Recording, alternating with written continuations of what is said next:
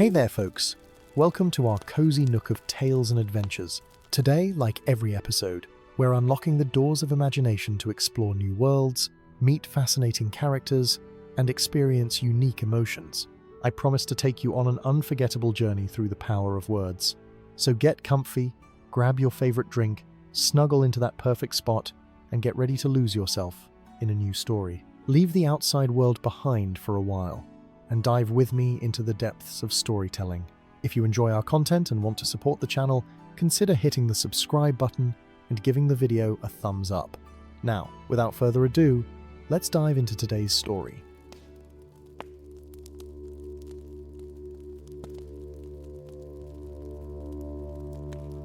In the days before the Shire was fully settled, when the land between the Brandywine and the Far Downs was still wild and untamed, there lived a hobbit of uncommon courage, whose name has echoed through the generations. This is the tale of Bandobras Took, called Bullroarer, and how he saved the Northfarthing from a terror that came down from the Ettenmoors in the dark days of autumn. It is said that in those times the hobbits were not yet the settled folk we know today.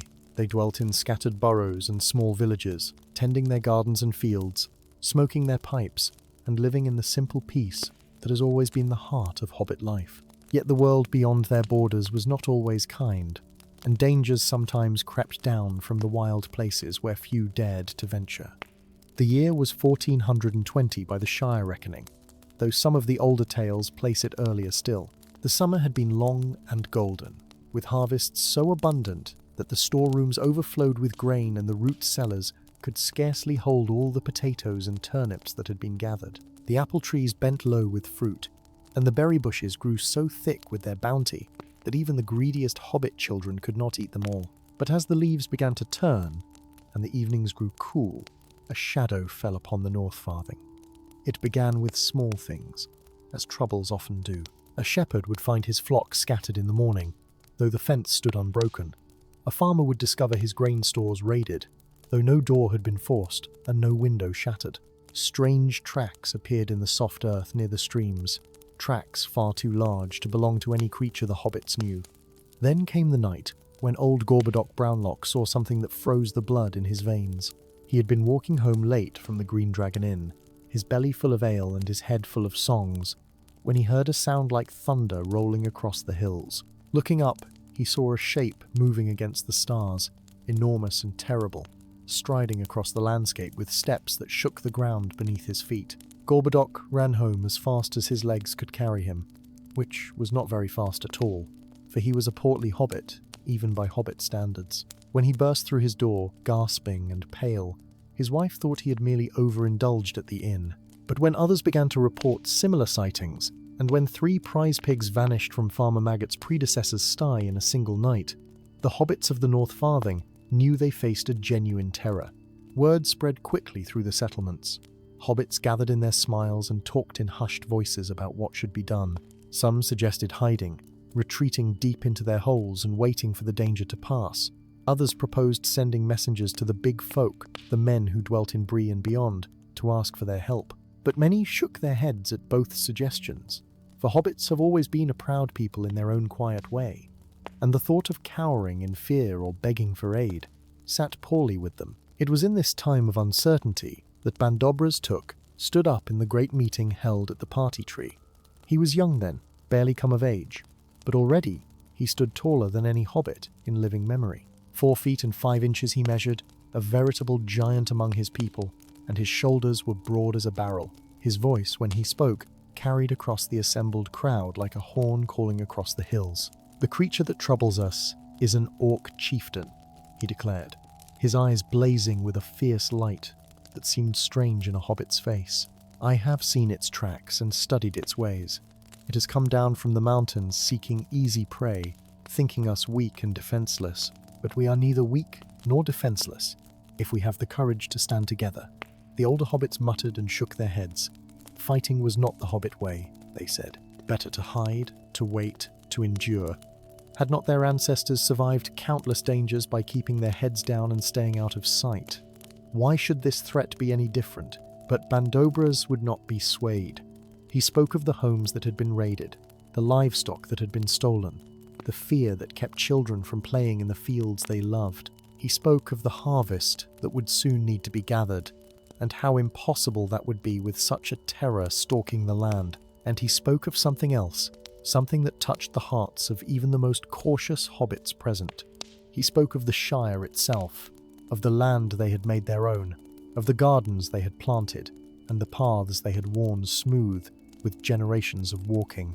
"This is our home," he said simply, "and a home is worth defending." One by one, the hobbits began to nod. First the younger ones, fired by Bandobras' words and eager to prove their courage. Then the farmers, who understood that their livelihoods depended on safe fields and secure storehouses. Finally, even the older and more cautious hobbits agreed, for they saw in Bandobras something they had not seen in a hobbit before, a willingness to stand firm against the darkness, no matter the cost.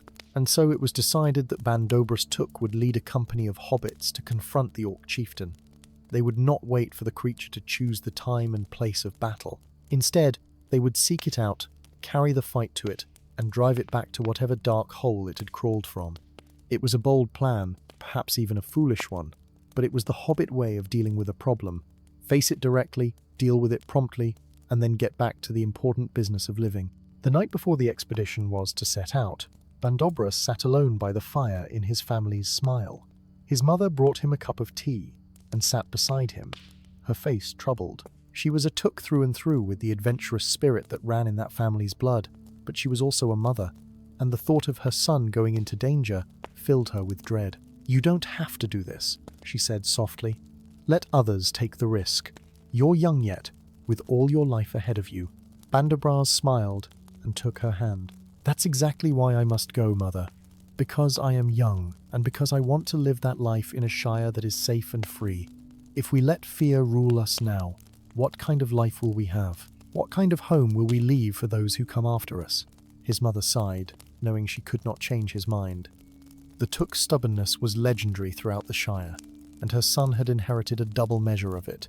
Instead, she rose and fetched something from the back of a cupboard, wrapped in soft cloth that smelled of lavender and thyme. When she unwrapped the cloth, Bandobras saw a wooden club, beautifully carved and polished to a deep shine by years of handling. It was made of oak, dense and heavy, and along its length were carved patterns that spoke of an older time, when hobbits had first come to these lands and carved out a place for themselves in the wild world. "This belonged to your great-grandfather," his mother said quietly, placing the club in his hands. "He carried it when the hobbits first settled the Northfarthing, when there were wolves in the hills and worse things in the darkness. He used it only once, to defend his family from a wild boar that had gone mad with disease. After that, he hung it above the hearth and hoped never to need it again. But he always said that a hobbit who will not defend his home is no hobbit at all." Bandobras felt the weight of the club, the balance of it in his hands. It was heavier than he had expected, but it felt right somehow, as if it had been waiting all these years for him to take it up. He swung it experimentally, and the air whistled as the club passed through it. His mother watched him with eyes that glistened in the firelight, pride and fear warring in her expression. "Thank you, Mother," Bandobras said, his voice thick with emotion. "I will carry it with honor, and I will bring it back to hang above our hearth once more." That night, Bandobras slept little. He lay in his bed, listening to the familiar sounds of the Shire at night. The chirping of crickets, the distant hoot of an owl, the gentle rustle of leaves in the breeze. These were the sounds of home, the sounds he was preparing to defend. And as the first light of dawn began to creep through his window, he rose and prepared himself for what lay ahead. The company that assembled at first light was unlike any gathering the Shire had seen before. There were 30 hobbits in all, armed with whatever weapons they could find. Clubs and stout walking sticks, a few old swords that had been gathering dust in family treasure chests, farming tools that could serve as weapons in a pinch. They wore whatever armor they could improvise. Thick leather jerkins, pots and pans strapped to their chests, even a few old mail shirts that had come into hobbit possession through trades with the wandering dwarves. To an outsider they would have looked comical, a band of small folk playing at being warriors. But there was nothing comical about the determination in their eyes or the set of their jaws. These were hobbits defending their homes, and that made them more formidable than any army of hired swords. Bandobras stood before them, his great-grandfather's club resting on his shoulder. He looked at each face, memorizing them, knowing that not all might return from this venture. There was young Tolman Greenhand, barely 20 years old, clutching a pitchfork with white knuckles. There was old Rufus Burrows, who had insisted on coming despite his 70 years, armed with nothing but a stout blackthorn stick and a lifetime of stubbornness. There was Primrose Sandyman, one of the few Hobbit women who had volunteered, carrying her great-grandmother's rolling pin and daring anyone to suggest she should stay behind. "We go now to face a danger that threatens everything we hold dear," Bandobras said, his voice carrying clearly in the crisp morning air. "Some of you may think we are mad to challenge such a creature. Some may think we should hide and hope it goes away. But I say this, the Shire is ours. We made it what it is through hard work and care. We planted every tree, tended every garden, built every smile, and we will not surrender it to darkness without a fight." A cheer went up from the assembled hobbits, ragged but heartfelt. They shouldered their weapons and began to march, following Bandobras as he led them north toward the wild lands where the orc chieftain had been seen. The journey took them through country that few hobbits had ventured into. They passed beyond the northernmost farms, where the land grew rougher and the grass grew taller and wilder. They forded streams that had no names and climbed hills that no hobbit had ever bothered to measure. The further they went, the more the comfortable, familiar feeling of the Shire fell away, replaced by something older and more primal. By midday, they had reached the edge of the wild lands proper. Here the trees grew gnarled and twisted, and the undergrowth was thick and tangled. Strange birds called from the branches above, their cries harsh and unfamiliar. The hobbits bunched closer together, their eyes darting nervously at every shadow and sound. Bandobras called a halt in a small clearing where a stream provided fresh water. The hobbits rested and ate the provisions they had brought, bread and cheese, cold chicken and apples, the simple fare that gave them comfort even in this strange place. As they ate, Bandobras moved among them, speaking words of encouragement, checking their weapons and listening to their concerns. It was Tolman Greenhand who first voiced what many were thinking. "Master Bandobras," he said hesitantly, "what if the creature is too strong for us? What if our weapons cannot harm it? Orcs are said to be terrible in battle, fierce and cruel and hard to kill." Bandobras sat down beside the young hobbit and placed a reassuring hand on his shoulder. "I will not lie to you, Tolman. The creature we face is dangerous. It is larger than us, stronger than us, and it was born to violence in a way we were not, but we have advantages it lacks. We know this land. We fight for our homes, while it fights only for plunder and cruelty. And most importantly, we have each other. Alone, any one of us might fall before such a foe, but together, united in purpose, we are stronger than we know." The young hobbit nodded, taking comfort from the words. Around them, other hobbits were listening, and Bandobras saw their resolve strengthen. It was one thing to march out in the morning light, filled with the passion of the moment. It was another thing entirely to maintain that courage as the day wore on and the reality of what they faced became clear. They rested for an hour, then pressed on. The land grew rougher still, rising toward the foothills that eventually led to the Ettenmoors. The afternoon's sun beat down upon them, and more than one hobbit began to lag behind, unaccustomed to such strenuous travel. Bandobras kept the pace steady but not punishing, knowing that they would need all their strength for what lay ahead. As evening approached, they came upon the first real sign of their quarry. In a small vale between two hills, they found the remains of a camp. Trees had been torn down and piled for firewood. The ground was churned and muddy, marked with the same enormous footprints that had been seen near the hobbit settlements. And hanging from a branch was something that made every hobbit's blood run cold. A crude standard made from bones and scraps of leather, a symbol of conquest and dominion. Bandobras examined the camp carefully, reading the signs as best he could. The fire pit was cold, but not long cold. The tracks led further north, deeper into the wildlands. The orc had passed this way recently, perhaps only hours before. "We are close now," Bandobras said, gathering the company around him. His voice was low and serious, and every hobbit leaned in to hear his words. "The creature knows we are coming. It must know. But whether it fears us, or merely waits to ambush us, I cannot say. We must be cautious from here forward. Stay close together, keep your eyes open, and if anything seems amiss, speak up immediately." The hobbits nodded, their faces pale but determined. They rearranged themselves into a tighter formation, with the strongest and most able in the front and rear, protecting those in the middle who were less suited to fighting. Primrose Sandyman insisted on walking near the front, her rolling pin held ready, and no one had the courage to suggest she do otherwise. As twilight deepened into night, Bandobras made the decision to camp. It went against every instinct he had, for he knew they were vulnerable in the darkness, but he also knew that exhausted hobbits would be useless in a fight. They found a sheltered spot in a ring of old stones, remnants of some ancient structure from a time before hobbits had come to these lands. The stones offered some protection from the wind and provided a natural barrier that would make it harder for anything to approach unseen. "No fires," Bandobras commanded. "We cannot risk giving away our position. Eat cold food tonight and sleep in shifts. I want watchers posted at all times, eyes and ears open for any sign of movement."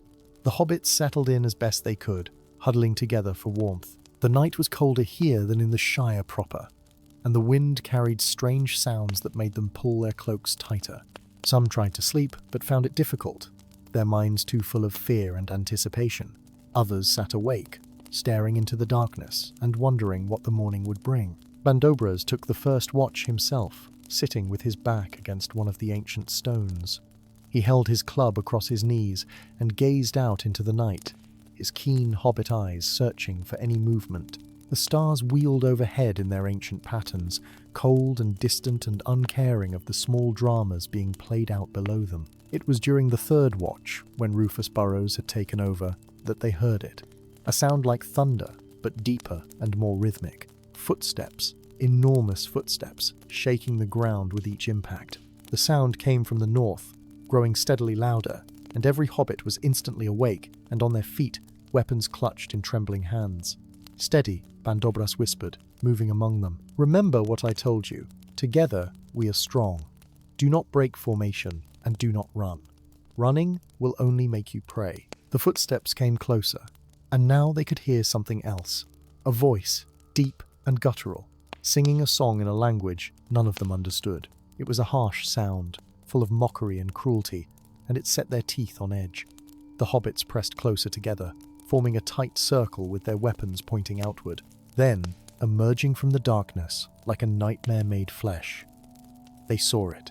The orc chieftain was enormous, standing nearly 9 feet tall, with shoulders as broad as a hobbit was long. Its skin was a mottled grey-green colour, scarred and pitted from countless battles. It wore crude armour, made of stolen scraps, a breastplate that had once belonged to some unlucky man, a helmet fashioned from the skull of some great beast, greaves cobbled together from metal and leather. In its massive hands it carried a club studded with iron spikes, and around its waist hung a collection of grisly trophies. The creature stopped when it saw the hobbits, and for a moment there was silence. Then it threw back its head and laughed, a sound like rocks grinding together. The laugh echoed across the hills, mocking and terrible. "Little rats," the orc said in the common speech, its voice thick with contempt.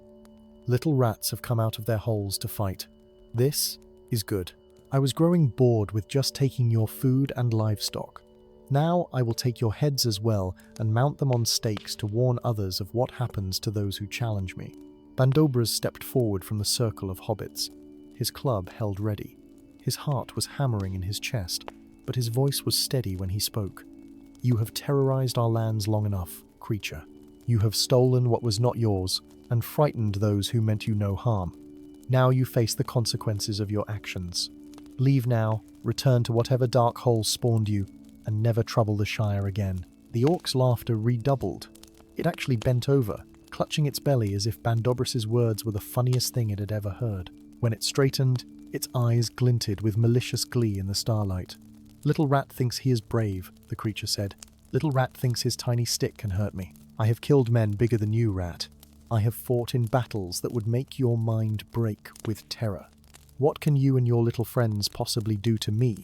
As if in answer, Bandobras raised his club and charged. It was a mad thing to do, a foolish thing, and later he would never quite be able to explain what possessed him. Perhaps it was the Took blood in his veins, that strain of wildness that sometimes made his family do unexpected things. Perhaps it was simply that he could not bear to stand there another moment, listening to the creature mock everything he held dear. Whatever the reason, he ran straight at the orc with a roar that would have done credit to a creature twice his size. The orc was surprised. That much was clear. It had expected the hobbits to cower and flee, or perhaps to fight defensively from behind their circle. It had not expected one of them to attack so boldly. Its surprise lasted only a moment, but that moment was enough. Bandobras swung his club with all his strength, aiming for the creature's knee, and the heavy oak connected with a satisfying crack. The orc howled in pain and staggered. Its knee buckled, and it dropped to one leg, its own club swinging wildly to keep its balance. Bandobras danced back, his hobbit agility serving him well. The other hobbits, seeing their leader's courage, found their own. With a collective shout, they surged forward. What followed was less a battle than a determined mob. 30 hobbits swarmed around the orc, striking at it from all sides with their various weapons. Pitchforks jabbed at its legs, clubs hammered at its arms. Even Primrose's rolling pin found its mark, connecting solidly with the creature's elbow and making it drop its spiked club. The orc fought back ferociously, its massive fists swinging in great arcs that sent hobbits flying when they connected. Tolman Greenhand took a blow that knocked him a dozen feet through the air, and he lay stunned and gasping on the ground. Old Rufus Burrows was backhanded so hard that he spun like a top before collapsing in a heap. But for every hobbit that fell, 2 more pressed in to take their place. The key was that the hobbits did not fight fair. They had no concept of honourable single combat or giving their opponent room to manoeuvre. They surrounded the orc completely, attacking from every direction at once, giving it no chance to focus on any single threat. When it turned to deal with an attacker on its left, 3 more would strike from its right. When it reached down to grab one hobbit, another would leap onto its back and beat it about the head. Bandobras himself fought like a creature possessed. He darted in and out, his club rising and falling with mechanical precision. Each blow was aimed carefully at joints and weak points, the backs of knees, elbows, the base of the spine. He was not trying to kill the creature with any single strike, but rather to wear it down, to damage it piece by piece until it could no longer stand. The battle seemed to last for hours, though in truth it was probably no more than 10 minutes. 10 minutes of savage, desperate fighting, with hobbits being thrown aside only to scramble back to their feet and rejoin the fray. The orc roared and cursed in its harsh language, its movements growing slower and more laboured, as the accumulated damage took its toll. Finally, with a great swing of his club, Bandobras caught the creature squarely across the side of its head. The blow connected with a sound like a melon splitting, and the orc's eyes rolled back in its skull. It swayed for a moment, arms windmilling as it tried to keep its balance, and then it toppled backward like a felled tree. The ground shook as the massive body hit the earth, and for a moment, the hobbits simply stood there, gasping for breath, hardly daring to believe what they had accomplished. Then, as the reality of their victory sank in, a cheer went up that echoed across the hills. They had done it. 30 hobbits armed with farm tools and household implements had brought down an orc chieftain, but their celebration was short-lived. Even as they cheered, the orc stirred. Its eyes snapped open, blazing with fury and pain, and it began to push itself up from the ground. The creature was not dead, merely stunned, and now it was truly enraged. "Back," Bandobras shouted, waving the other hobbits away. The creature lunged at him with startling speed, its massive hand closing around his leg before he could dance away. It lifted him into the air as easily as a hobbit might lift a rabbit, and for a terrible moment Bandobras found himself staring into those hate-filled eyes from mere inches away. The orc's breath was foul, reeking of rotted meat and worse things. Its teeth, yellow and broken, gnashed together as it prepared to bite. Bandobras still clutched his club, and with a desperate swing he brought it down on the creature's wrist. Once, twice, 3 times he struck, each blow landing with all the strength he could muster from such an awkward position. The 3rd blow did it. The orc's grip loosened, and Bandobras fell free, landing hard on the ground.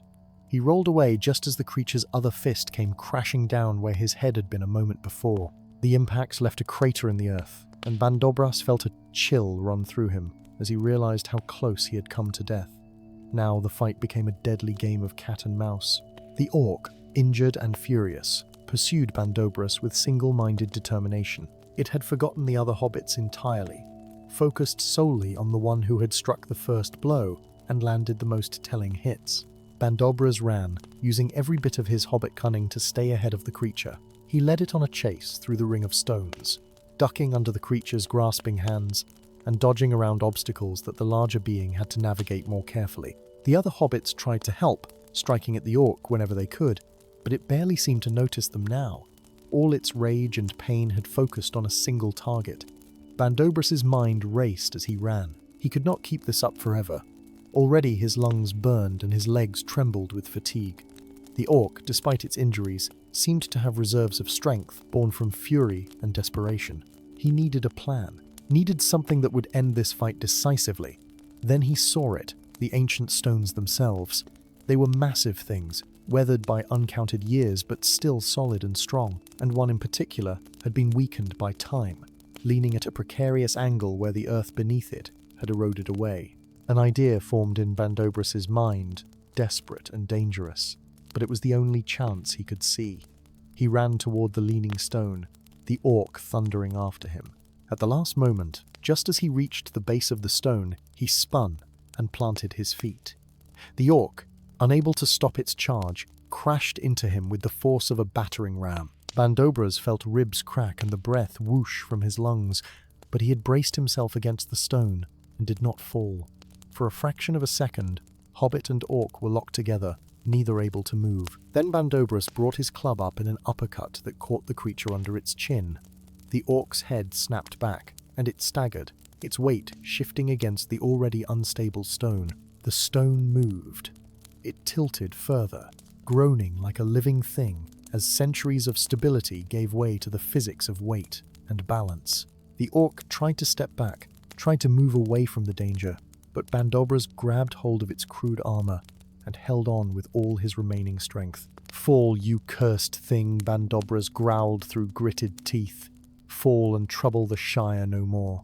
The stone fell. Several tons of ancient rock toppled forward, and the orc, still tangled with Bandobras, went down beneath it. At the last possible instant, Bandobras threw himself to the side, rolling clear as the massive stone crashed down. The sound was tremendous, like thunder trapped in a canyon, and when the dust cleared, the orc chieftain lay pinned beneath the stone, crushed and still. Bandobras lay on his back, staring up at the stars, his body screaming with pain. He felt hands on him, gentle hobbit hands, lifting him carefully. Faces swam into view, concerned and frightened, but also filled with pride and wonder. "Is it dead?" he managed to croak out. "As dead can be," Rufus Burrows replied, his voice shaking with relief and exhaustion. "You did it, lad. By all the gardens in the Shire, you actually did it." The hobbits gathered around the fallen stone, staring at what they had accomplished. Some wept with relief, others laughed with the giddy joy of survival. A few simply sat down where they stood, too exhausted to remain upright any longer. They had come here expecting to die, or at best, to drive the creature away. Never had they imagined they would actually defeat it so completely. As dawn broke over the wild lands, painting the sky in shades of pink and gold, the company of hobbits began the long journey home. They carried their wounded with them, and they carried something else as well. The head of the orc chieftain, mounted on a pike, as proof of their victory, and a warning to any other creatures that might think the Shire easy prey. Bandobras walked at the head of the column, his ribs bound with strips of cloth, and his club resting on his shoulder. Every step was agony, but he refused to be carried. He had led these hobbits into battle, and he would lead them home. Behind him, the company sang as they marched, old hobbit songs of home and hearth, their voices strong despite their weariness. The journey back seemed shorter than the journey out, perhaps because they knew now that they had succeeded, that the terror that had plagued their land was ended. They passed through the wild lands without incident, crossed the streams and hills that marked the border of settled country, and finally emerged onto the familiar paths of the Northfarthing. Word of their approach had somehow spread ahead of them, perhaps carried by birds or by the mysterious ways that news travels in the Shire. As they crested the last hill before Hobbiton, they saw what seemed like the entire population of the Northfarthing waiting to greet them. A great cheer went up as the company appeared, ragged and weary but triumphant. Hobbits rushed forward to embrace their returning heroes. tears of joy streaming down weathered cheeks. Mothers clutched sons they had feared never to see again. Wives threw their arms around husbands who had marched off to uncertain fate. Children danced and capered, caught up in the excitement without fully understanding what had transpired. The orc's head was mounted on display in the center of the village, and hobbits from miles around came to see it, marveling that such a creature had been defeated by their own kind. Some of the older hobbits, those who remembered the old tales from before the Shire was fully settled, nodded knowingly and spoke of how it had been in their grandfather's time when hobbits had needed to be harder and more ready to defend themselves. But it was Bandobras who became the true legend of that day. The tale of how he had charged the orc alone, how he had toppled the ancient stone upon it, spread like wildfire through the Shire. With each retelling, the story grew more elaborate, more fantastic. Some said he had wrestled the orc with his bare hands. Others claimed he had grown to twice his already considerable height in the heat of battle. A few even whispered that he had been blessed by the Valar themselves, given strength beyond mortal measure for that one crucial moment. Bandobras himself tried to downplay such talk. He insisted that it had been the courage of all 30 hobbits that won the day, that no single one of them could have defeated the creature alone. But the Shire had found its hero, and it would not let him go so easily. The name Bull Roarer began to be spoken in connection with him, a reference to the great booming sound his club had made as he swung it through the air in battle. The celebration that followed lasted for 3 days and 3 nights. Tables were set up in the party field, groaning under the weight of food and drink. There was roast chicken and baked ham, potatoes in a dozen different preparations, fresh baked bread still warm from the oven, pies and cakes and tarts of every description. The ale flowed freely, and even the most temperance-minded hobbits found themselves raising a glass to toast the heroes who had saved their homes. On the second night of the celebration, as the stars wheeled overhead and the torches cast their warm glow across the field, Bandobras found himself sitting with his mother by a quiet fire, away from the main festivities. His ribs still ached terribly, despite the best efforts of the Shire's healers, and he was grateful for a moment of peace. His mother studied him with the particular intensity that only mothers possess, seeing past the legend that was already forming around him to the son she had raised. "You've changed," she said softly, "not just in body, though I can see the pain you're in. Something in your eyes is different now."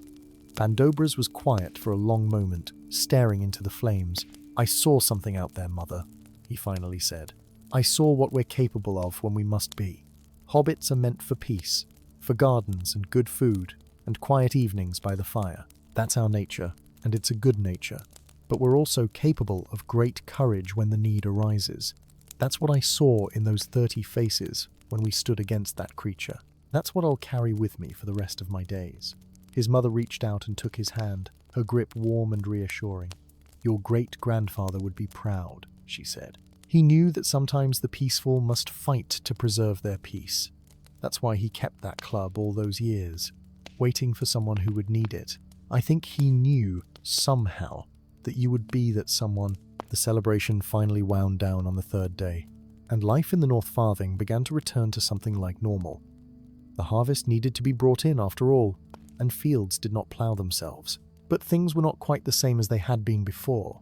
The hobbits of that region walked with their heads held a little higher.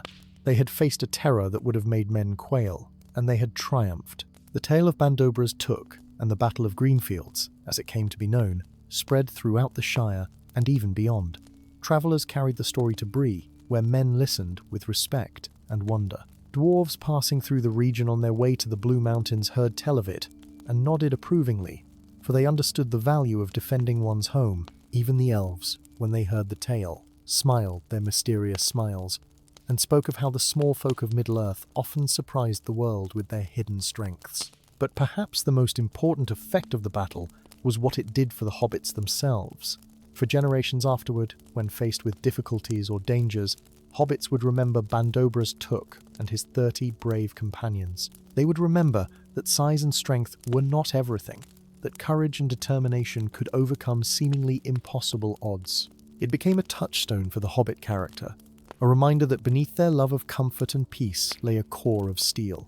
Bandobras himself lived to a great age, as the Tooks often did. He eventually became the 10th Thane of the Shire, though he always insisted he was better suited to defending borders than managing administrative matters. He never forgot the companions who had stood with him that night, and each year on the anniversary of the battle, he would gather with the survivors to share a quiet drink and remember those who had not returned. As the years passed and Bandobras grew older, young hobbits would come to sit at his feet and hear the tale firsthand. He would tell them of the march through the wild lands, of the terror and doubt that gripped them all, of the moment when he first saw the orc chieftain and realized how outmatched they were.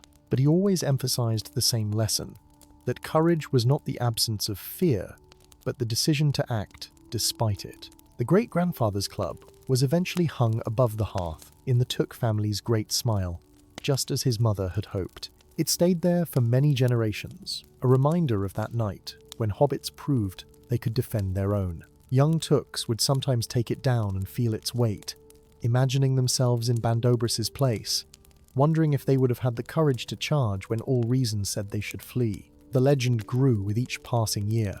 Bards composed songs about the Battle of Greenfields, though they tended to take considerable liberties with the facts. Some versions had Bandobras fighting a dozen orcs single-handedly. Others described him as tall as a man and strong as a dwarf.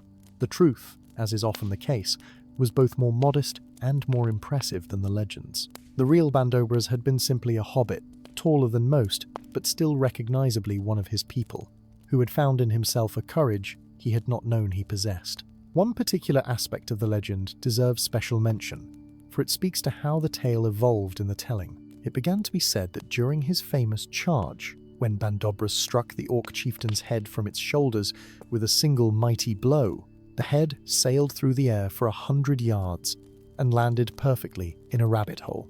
This detail, while almost certainly invented by some fanciful hobbit bard, became so firmly fixed in the popular imagination that it was eventually recorded in the Red Book itself as historical fact. The truth was somewhat less dramatic, as we have seen, but no less remarkable for that. What Bandobras and his companions had accomplished required not superhuman strength, but very hobbit-like qualities: persistence, cooperation, and the stubborn refusal to give up, even when the situation seemed hopeless. In time, the orc's head that had been displayed so prominently was given a proper burial, for even in victory, the hobbits remained a fundamentally decent folk who did not relish such grisly trophies. But the memory of what it represented, the threat that had been overcome, remained fresh in hobbit minds for generations. It became one of the foundational stories of the Shire, a tale told to children to teach them that even the smallest and most peaceful folk have within them the capacity for great deeds. But the tale of Bandobras Took was not the only legend to emerge from those troubled times. There were other stories, quieter perhaps, but no less meaningful to the hobbits who cherished them. One such tale concerned Primrose Sandyman, she of the rolling pin, whose bravery on that fateful night became a source of inspiration for hobbit lasses throughout the Shire. Primrose had been a miller's daughter, strong from years of helping her father haul sacks of grain and turn the great wheel when the stream ran low. She had never married, content with her life in the mill and the respect she commanded in her community. When the call went out for volunteers to face the orc chieftain, many were shocked when she stepped forward, her great-grandmother's rolling pin in hand and a determined set to her jaw. Some of the older male hobbits had tried to dissuade her, arguing that battle was no place for a lady. Primrose had fixed them with a steely gaze and replied that her great-grandmother had used that very rolling pin to drive off a pack of wild dogs that had threatened her children, and if it was good enough for defending family then, it was good enough for defending the Shire now. No one had dared argue further. In the battle itself, Primrose had more than proven her worth. She fought with a fierce determination that impressed even Bandobras himself. Her rolling pin, wielded with the strength built from years of kneading dough and carrying grain sacks, had struck the orc's joints and vulnerable points with precision and power. More than once she had placed herself between an injured companion and the raging creature, her weapon a blur as she drove the orc back. After the battle, when the celebrations began, Primrose found herself sought out by young hobbit women from all corners of the Shire. They wanted to hear her story, to understand how she had found the courage to stand against such a terror. Primrose, never one for flowery speeches, would simply say that courage was not something you found, but something you decided to have when the moment required it. In the years that followed, more Hobbit women began to take a more active role in the defense of their communities. They formed archery clubs, practiced with staves and clubs, and generally made it clear that protecting the Shire was not solely the responsibility of male hobbits. The tradition of the rolling pin as both a cooking tool and a potential weapon became something of a proud symbol, and many a hobbit lass would hang her great-grandmother's rolling pin above the hearth, just as the Tooks hung their club. Another legend that emerged from the Battle of Greenfields concerned young Tolman Greenhand, who had been the first to voice his fears about facing the orc. Tolman had fought bravely despite his terror, and had taken a blow that sent him flying through the air. When he finally regained consciousness hours after the battle, he was surprised to find himself something of a hero in his own right. For you see, in the chaos of the fight, several hobbits had seen Tolman fly through the air and had sworn he had flown a good 30 feet or more. The tale grew in the telling, as tales often do, until it was said that the force of the orc's blow had been so great that Tolman had actually achieved flight, however briefly. Some even claimed they had seen him spread his arms and glide for a moment before landing. Tolman himself tried to set the record straight, insisting he had simply been knocked off his feet and had landed hard and painfully in a thorn bush. But the Shire loved the idea of a flying hobbit, and so the legend persisted.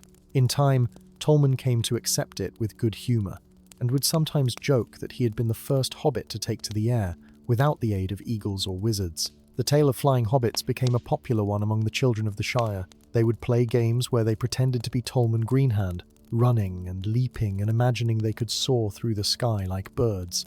More than one hobbit child suffered scraped knees from attempting to recreate Tolman's famous flight by jumping from haystacks or low walls. Their mothers would shake their heads and mutter about foolish notions, but even they could not help but smile at their children's enthusiasm. Old Rufus Burrows, who had insisted on joining the expedition despite his 70 years, became another figure of legend in his own right. Rufus had been knocked down by the orc's backhand, but had struggled back to his feet and rejoined the fight, his blackthorn stick swinging with surprising vigour for one of his advanced age. His determination became proverbial in the Shire, and when faced with a difficult task, hobbits would often say they needed to show some Rufus Burrows spirit. Rufus lived another 20 years after the battle, and spent much of that time sitting outside the Green Dragon Inn, telling anyone who would listen about that fateful night. His version of events became more embellished with each telling, until by the end he was claiming to have personally struck 3 telling blows against the orc, and to have been the one to suggest using the ancient stones. The younger hobbits who had actually been there would sometimes exchange amused glances during these retellings, but they never contradicted him. Rufus had earned the right to tell his story however he pleased.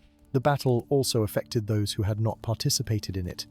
Many hobbits who had stayed behind felt a mixture of relief and regret.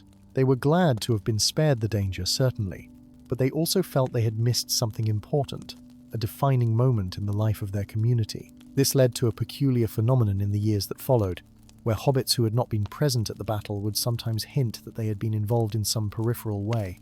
One hobbit claimed he had been responsible for packing the provisions that sustained the company on their march. Another insisted he had sharpened the weapons used in the battle. A third maintained that he had provided crucial intelligence about the orcs' movements, though when pressed for details, his story would become vague and contradictory. The actual participants in the battle generally tolerated these exaggerations with good humour, understanding the very hobbit desire to be part of something significant. But perhaps the most profound effect of the Battle of Greenfields was on the Shire itself, on the very character and self-understanding of hobbits as a people. Before that night, hobbits had largely seen themselves as a peaceful folk who avoided trouble and relied on others, primarily men, for protection from the darker things of the world. They were content to tend their gardens, smoke their pipes, and let the wider world pass them by. The victory over the orc chieftain changed that perception. Hobbits began to understand that while peace was their preference, they were not helpless or weak. They had within them the capacity to defend their own homes when necessary. This realization brought with it a new sense of pride and self-reliance that would characterize the Shire for generations to come. The sheriffs, the Shire's peacekeeping force, began to be taken more seriously after the battle. Where before they had been seen as little more than ceremonial figures whose main duties involved directing traffic at festivals and settling minor disputes over property lines, they now took on a more active role. They trained regularly, maintained watchfulness over the borders, and made sure that no threat could creep up on the Shire unnoticed again. New traditions emerged from the battle as well. Each year on the anniversary of the fight, hobbits throughout the Northfarthing would light bonfires on the hilltops and share stories of courage and community. The party field where the celebration had been held became a place of special significance, and it was there that important gatherings and festivals would be held in the years to come. The ancient stone ring where the battle had taken place became something of a pilgrimage site. Hobbits would journey there to see where their people had made their stand. The stones themselves seemed to take on an almost sacred quality, and it was said that promises made within the ring were especially binding. Young hobbits would sometimes travel there to pledge their love to one another, feeling that vows spoken in such a place carried extra weight. Over time, scholars and loremasters of the Shire began to study the battle and its aftermath with great interest. They interviewed the survivors while they still lived, recording their accounts in careful detail. These interviews revealed fascinating insights into the nature of courage and how ordinary folk could accomplish extraordinary things when the need arose.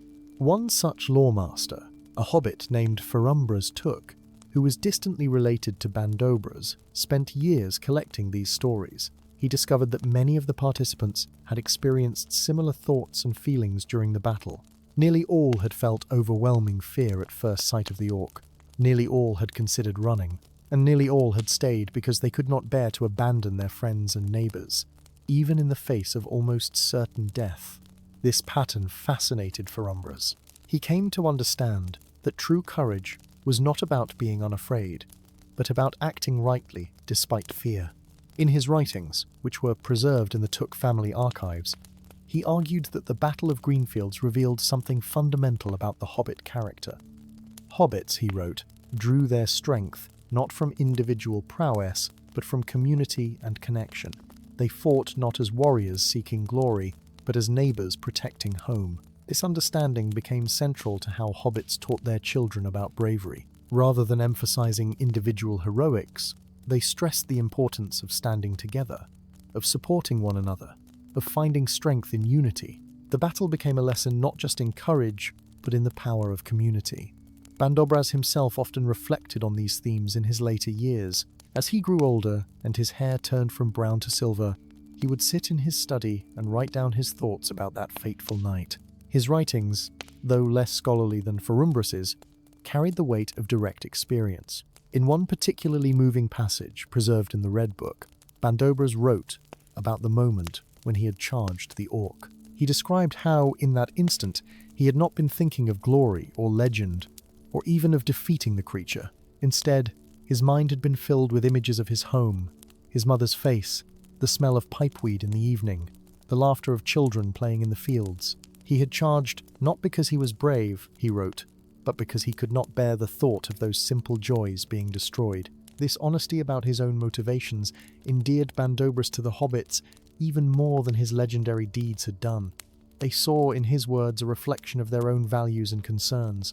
He was not some distant superhuman hero, but one of them who had simply done what needed to be done when the moment called for it. As the years passed and Bandobras took on his duties as Thane, he worked to ensure that the lessons of the Battle of Greenfields were not forgotten. He established a tradition of regular musters, where the able-bodied hobbits of each region would gather to practice basic skills of self-defense.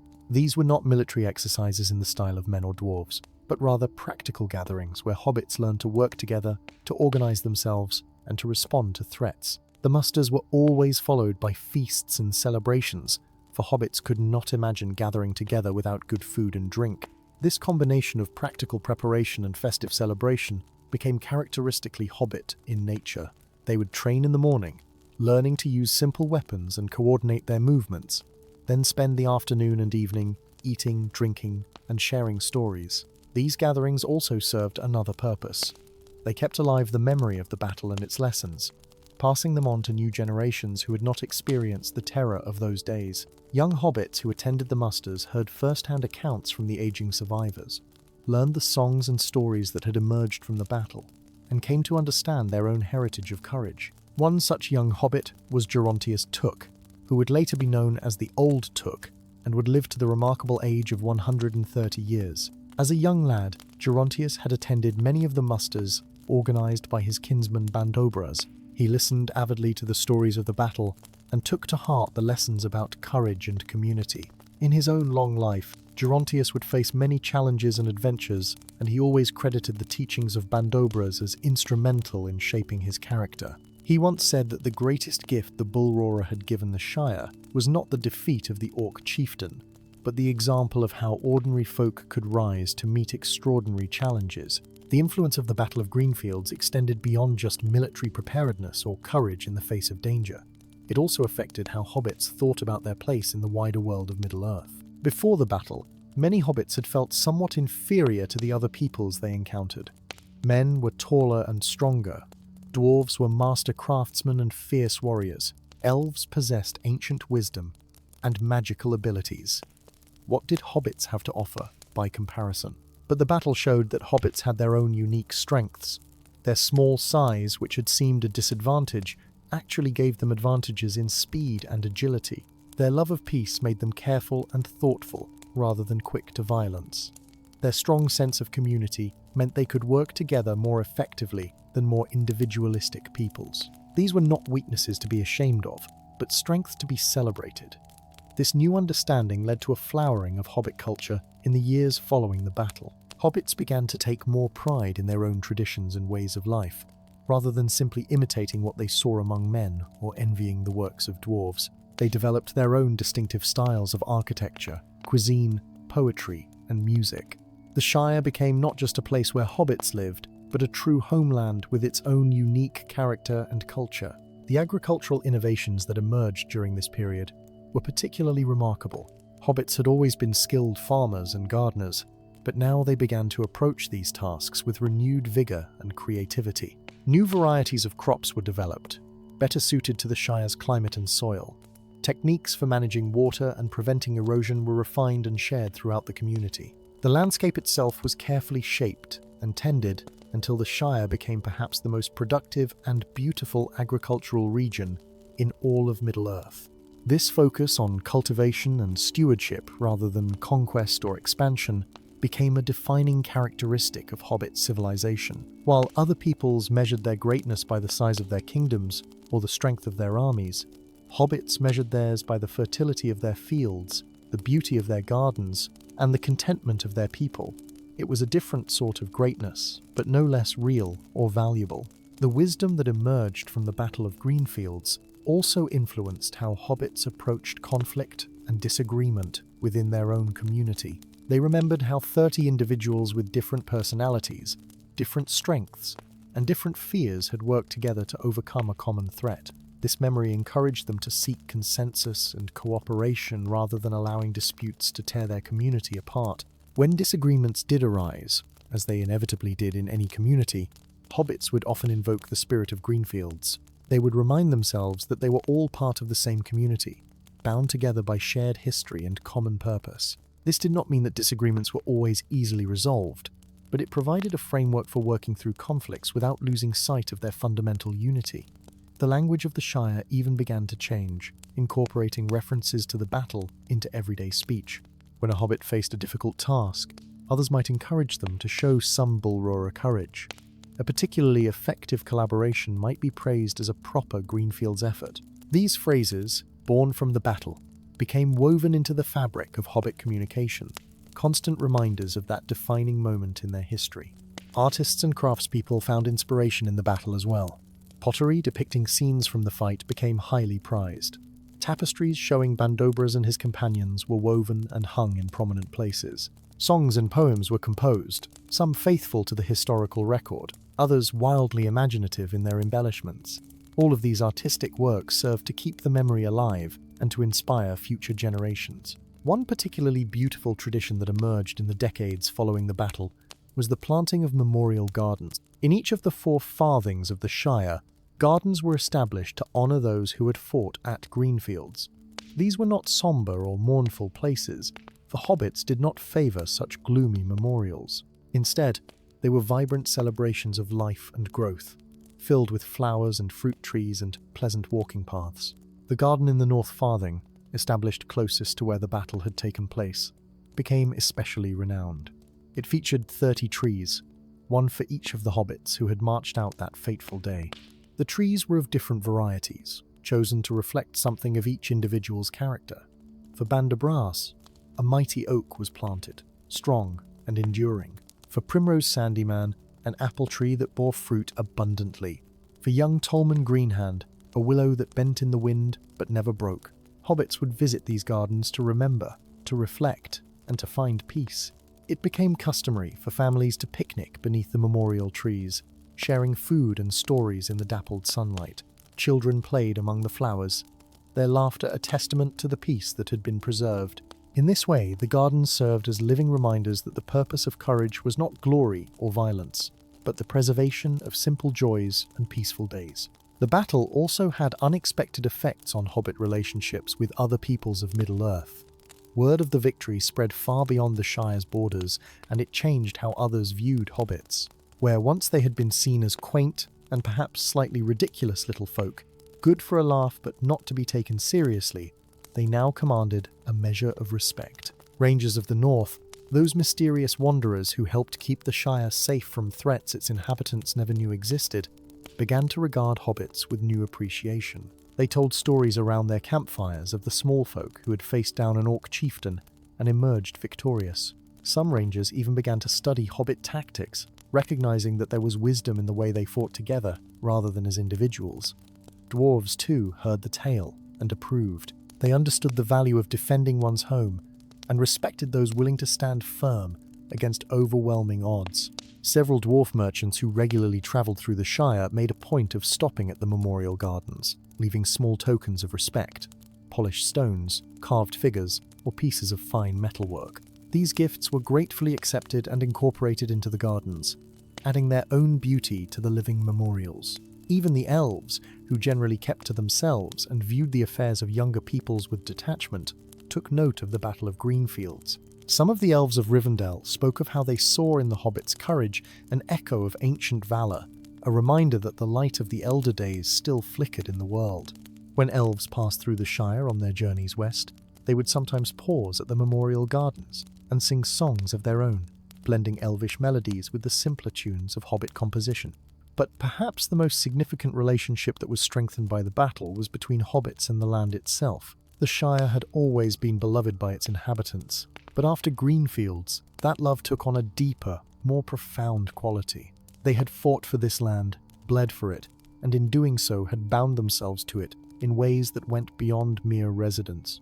Hobbits began to see themselves as true stewards of the Shire, responsible not just for maintaining it, but for nurturing and protecting it for future generations.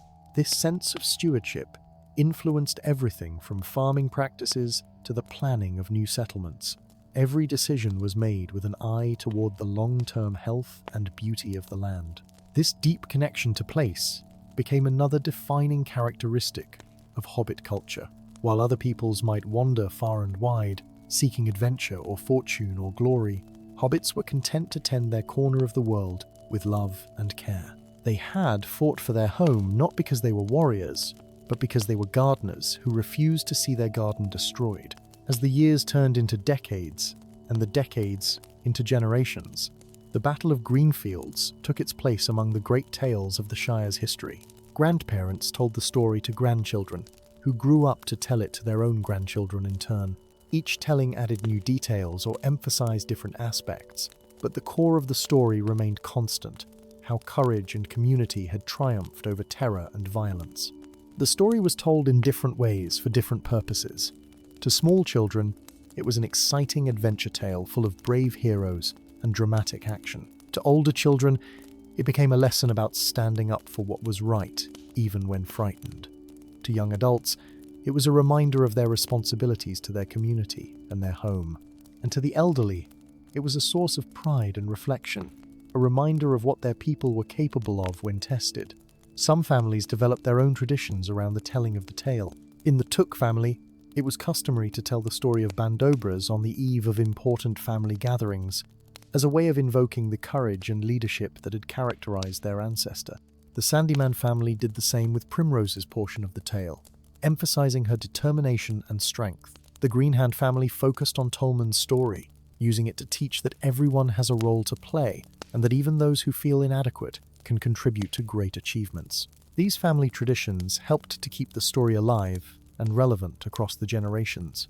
Rather than becoming a distant historical event, the battle remained a living part of Hobbit culture, constantly being reinterpreted and applied to new situations and challenges. The story also evolved to address the changing needs of Hobbit society. In times of prosperity and peace, it served as a reminder not to grow too soft or complacent, that the ability to defend oneself must be maintained even when there was no immediate threat. In times of difficulty or external pressure, it became a source of inspiration and strength, proof that hobbits had overcome great challenges before and could do so again. Interestingly, the story also played a role in hobbit humor and everyday life in ways that might seem surprising. Because the battle had ended so triumphantly and had passed from living memory into legend, hobbits felt free to make light references to it in daily conversation. A hobbit who successfully completed a difficult task might jokingly claim to have shown bullroarer courage. Friends gathering for a particularly large meal might say they were preparing for battle. This gentle humor kept the story accessible and prevented it from becoming too solemn or distant. But there were also times when the story was told with full seriousness and gravity. At the coming-of-age ceremonies that marked a young hobbit's entry into adulthood, elders would often recount the battle as a way of impressing upon the new adults their responsibilities to their community. At weddings, the story was sometimes invoked as an example of loyalty and commitment. At funerals, it served as a reminder that courage and love transcend death, living on in memory and influence. The physical artifacts associated with the battle also took on special significance. Bandobras' club, hanging in the Took family's great smile, became almost a holy relic. It was shown to important visitors and new family members with great ceremony. On special occasions, the current head of the Took family might take it down and hold it, feeling a connection across the generations to that night when their ancestor had wielded it in defense of the Shire. Other families treasured their own mementos. The Sandyman family kept Primrose's rolling pin displayed prominently in their mill. The Greenhand family preserved Tolman's pitchfork, which had remarkably survived the battle intact despite all the violence. These objects served as tangible links to the past, physical proof that the stories were true and that ordinary hobbits had indeed accomplished extraordinary things. As the first century after the battle drew to a close, the last of the surviving participants began to pass away. Bandobras himself lived to be 102, a respectable age, even by hobbit standards. When he finally died, peacefully in his sleep after a day spent working in his garden, the entire Shire went into mourning. But it was not a despairing mourning, for hobbits understood that death was part of the natural order of things. Instead, it was a celebration of a life well lived and a legacy that would endure.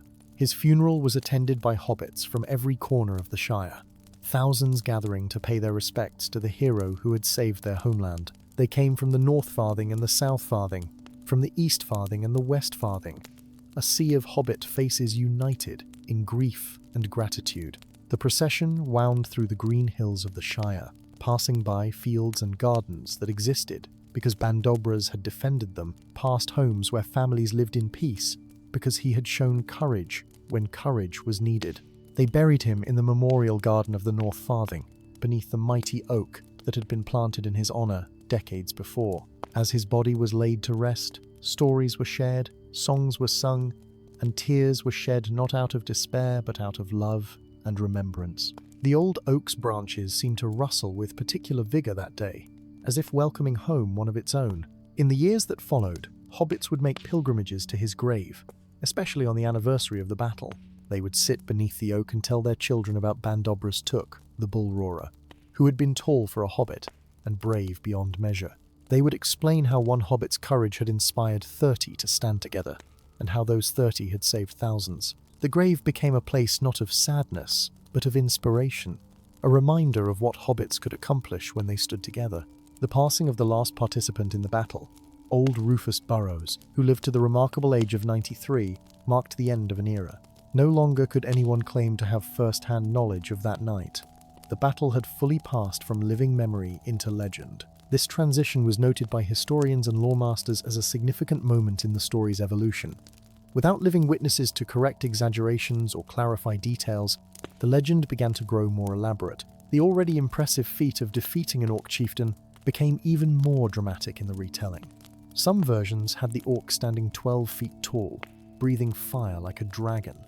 Others claimed that Bandobras had issued a challenge that echoed across the entire Shire, summoning volunteers from every corner. A few particularly fanciful tellings even suggested that the Valar themselves had been watching the battle, pleased to see such courage in such unlikely heroes. Yet despite these embellishments, the core truth of the story remained intact. However tall the orc had actually been, it had been larger and stronger than any hobbit. However the call to arms had actually been issued, 30 hobbits had answered it. However dramatic the battle had been, it had ended with the threat defeated and the Shire saved. The exaggerations added colour and excitement to the tale, but they did not fundamentally change its meaning or its message. The story's evolution over time also reflected changes in Hobbit society itself. In the immediate aftermath of the battle, retellings had emphasized the violence and danger, the very real threat that had been faced and overcome. But as generations passed and the Shire enjoyed a long period of peace and prosperity, the story began to emphasize different elements. The community spirit that had enabled the victory, the importance of standing together, the value of defending home and hearth became the central themes, while the more violent aspects were softened or glossed over. This shift was particularly evident in the versions told to children. While earlier generations had been told fairly straightforward accounts of the battle, including its dangers and the injuries suffered, later versions presented it more as an adventure tale with a guaranteed happy ending. The orc became a villain from a story rather than a genuine terror. The fear and doubt experienced by the participants were minimized. The focus shifted to the cleverness of the hobbits' tactics and the certainty of their triumph. Some of the older hobbits grumbled about this sanitization of the story. They argued that it was important to remember the genuine peril that had been faced, to understand that courage meant acting despite fear, not acting without it. But most accepted it as a natural evolution. The Shire was peaceful, after all. Why frighten children unnecessarily with tales of genuine danger when the lesson could be taught just as well through a more palatable story? The Battle of Greenfields also became intertwined with other aspects of Hobbit folklore and tradition. It was connected to older tales about the settling of the Shire, becoming part of a larger narrative about how hobbits had carved out their homeland and defended it against various threats. Some storytellers would begin their retellings by going back to the time when hobbits first came to the region, tracing a line from those early pioneers to Bandobras and his companions. The story also began to be told in conjunction with other tales of hobbit courage and cleverness. There were stories of hobbits who had outwitted wolves or dealt cleverly with troublesome neighbours. There were tales of great journeys undertaken and challenges overcome. Told together, these stories created a picture of hobbits as a people who, while preferring peace, possessed hidden depths of courage and resourcefulness. Interestingly, the story also played a role in how hobbits understood their relationship with the wider world. The battle had demonstrated that threats from beyond the Shire's borders could and did affect them. This knowledge led to a greater appreciation for those who worked to keep such threats at bay, particularly the rangers who patrolled the wild lands and kept watch over the Shire without seeking recognition or reward. Some hobbits began to leave small gifts at the borders of the Shire, food and drink that would be found by the rangers on their patrols. It was a quiet acknowledgement that the Shire's peace and safety depended not just on the courage of hobbits, but on the vigilance of others as well. The Battle of Greenfields had taught them that they could defend themselves when necessary, but also that it was better to prevent threats before they reached the Shire's borders. As more centuries passed, the story became so deeply embedded in Hobbit culture that references to it appeared in unexpected places. A particularly stubborn or determined hobbit might be said to have the spirit of the bull roarer. A successful cooperative effort might be praised as worthy of Greenfields. Even hobbit recipes sometimes bore names connected to the battle. Bull roarer's breakfast, Greenfield's stew, Primrose's pie. These culinary tributes were particularly fitting, as food and courage were both deeply important aspects of hobbit culture. The story also influenced hobbit naming practices. The name Bandobras, which had been relatively uncommon before the battle, became much more popular afterward. Parents hoping their sons would grow up strong and brave would bestow the name upon them. Similarly, Primrose became an increasingly common name for hobbit lasses, a tribute to the mill daughter who had shown such courage. Even Tolman and Rufus saw rises in popularity, as families sought to honour all the heroes of that fateful night. Educational practices in the Shire also incorporated the battle and its lessons. When young hobbits learned their letters, they might practice by copying out the names of the 30 heroes. When they studied arithmetic, problems might involve calculating distances marched or the logistics of organizing a defensive company. When they learned history, the Battle of Greenfield served as a central event around which other historical occurrences were contextualized. In this way, the battle became not just a story but a teaching tool, a lens through which young hobbits learned to understand their world and their place in it. The lessons it offered were numerous, about courage and community, about the importance of defending what you love, about how ordinary individuals could accomplish extraordinary things when they worked together. The story also served a unifying function within Hobbit society. Hobbits from different regions might have their own local traditions and customs, their own dialects and preferences, but they all shared the story of Greenfields. It was a common touchstone, a shared heritage that reminded them of their fundamental unity as a people. In times when regional differences threatened to divide the Shire, the memory of how hobbits had stood together against a common threat served as a reminder of what they could accomplish when united. Religious and philosophical interpretations of the battle also emerged over time. Some hobbits saw in the victory evidence of divine favor, suggesting that the Valar had watched over their small folk and granted them strength in their hour of need. Others interpreted it more practically, as evidence that right action in accordance with virtue would naturally lead to good outcomes. Still others saw it simply as a fortunate confluence of circumstances, the right individuals in the right place at the right time with the courage to act. These different interpretations coexisted peacefully in the Shire, for hobbits were generally tolerant of varying viewpoints on such matters. What mattered was not whether one attributed the victory to divine intervention or natural courage, but that one understood the core lesson, that the Shire was worth defending, and that hobbits had the capacity to defend it when necessary. By the time of Bilbo Baggins, nearly 200 years after the battle, the story of Bandobras Took had achieved the status of timeless legend. Bilbo himself, being a Took on his mother's side, grew up hearing tales of his famous ancestor. As a young hobbit, he would sit by the fire and listen to his mother Belladonna tell stories of the bull roarer, her voice full of pride in their family's history. These stories shaped Bilbo in ways he might not have fully recognized until much later in his life. When Gandalf the wizard appeared at his door with talk of adventures and dragons, something in Bilbo responded despite his better judgment. Perhaps it was the Took blood in his veins, that same wild streak that had driven Bandobras to charge an orc chieftain against all reason. Perhaps it was the memory of those old stories, reminding him that hobbits were capable of more than just comfortable living. And when Bilbo found himself far from home, facing dangers that would have seemed impossible in the peaceful Shire, he drew strength from the knowledge of what his ancestor had done. If Bandobras could stand against an orc with nothing but an oak club and courage, surely Bilbo could find a way through his own trials. The legacy of Greenfields lived on in Bilbo's unexpected bravery, in his clever thinking, and in his determination to see his quest through to its end. Years later, when Bilbo wrote his account of his journey in the Red Book, he included a chapter on the history of the Took family and the Battle of Greenfields. His version of the tale, informed by his own experiences with orcs and danger, added new depth to the old story. He understood in a way that peaceful Shire-dwelling hobbits could not what it truly meant to face such creatures. His account emphasized the genuine terror that must have gripped those 30 hobbits, and the remarkable courage it took to stand firm despite that fear. Bilbo's great-nephew Frodo, who inherited both the Red Book and Bilbo's adventurous spirit, also found meaning in the tale of Greenfields.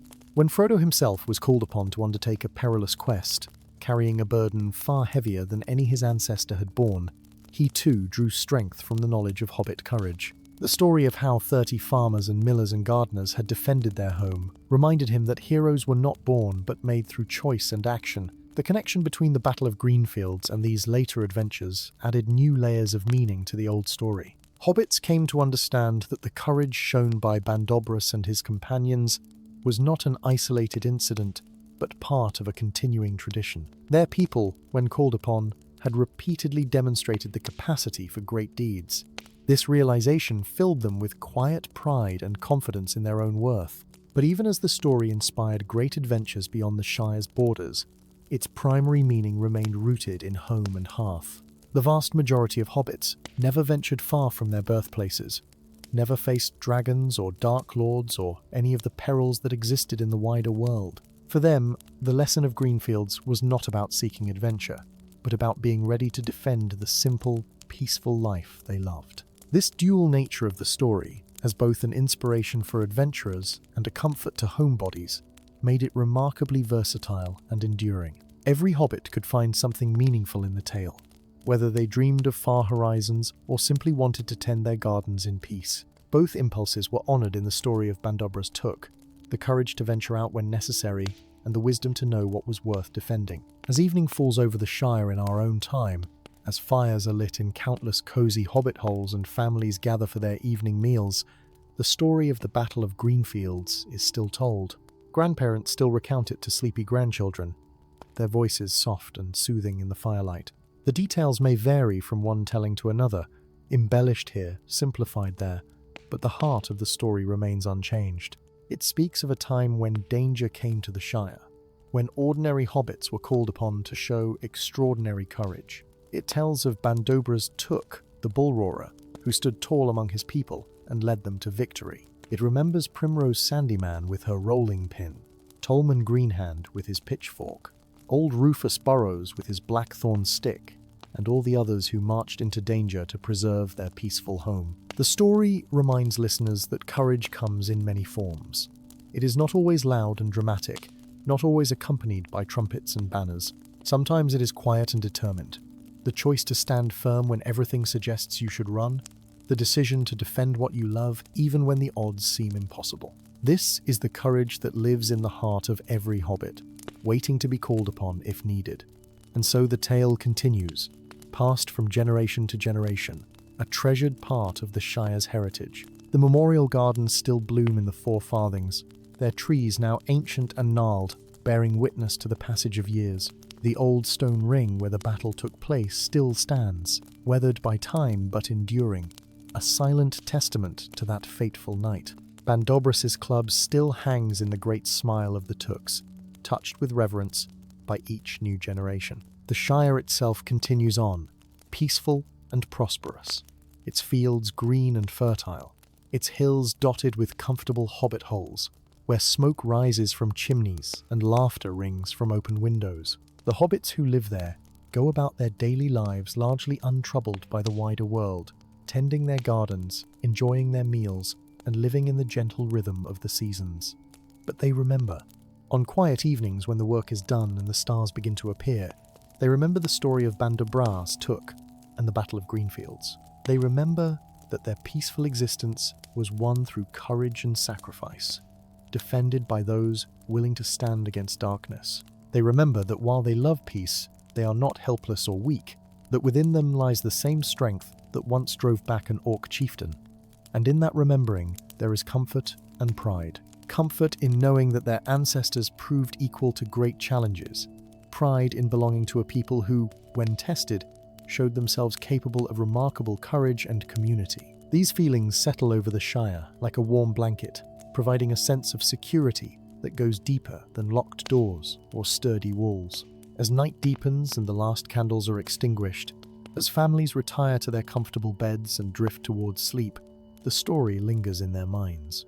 It becomes part of their dreams, mixing with memories of their own days and hopes for tomorrow. In those dreams, they walk in the footsteps of heroes. They see the world as Bandobras saw it, and they understand in a way words cannot quite capture what it means to be a hobbit of the Shire. And so the tale of the Battle of Greenfields endures, not as a dusty historical fact recorded in books and archives, but as a living story that continues to shape and define the hobbits who tell it. It is a reminder of who they are, where they came from, and what they are capable of. It is a source of strength in difficult times, and pride in peaceful ones. It is, in its own quiet way, one of the treasures of the Shire, as valuable as any gold or jewel. The legend of Bandobras Took, the bull roarer, the hobbit who stood 4 feet and 5 inches tall and was brave beyond measure, lives on. His courage echoes through the generations, a torch passed from hand to hand, lighting the way for all who come after.